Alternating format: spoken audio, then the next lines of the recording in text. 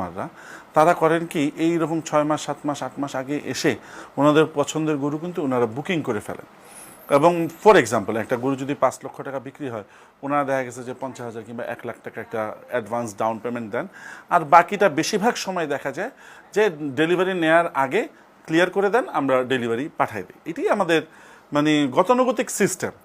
তো ইফাদের ক্ষেত্রে জিনিসটা তাই ঘটছে ও আসছে ছাগলটা দেখছে দামাদামি করছে ও আমাদেরকে 1 লক্ষ টাকা একটা অ্যাডভান্স দিছে আমরা ধরে নিছি যে ডেলিভারির আগে ও ব্যালেন্স টাকাটা দিয়ে ডেলিভারি নিয়ে যাবে বাট ও এই সব বিব্রতকর সিচুয়েশন ক্রিয়েট হওয়ার কারণে ও পরবর্তীতে আর আসে নাই আমাদের কাছে ও একটা গরু নিছে ফ্ল্যাগভি ওইটা দাম ছিল 11 লক্ষ টাকা ওইটার জন্য সে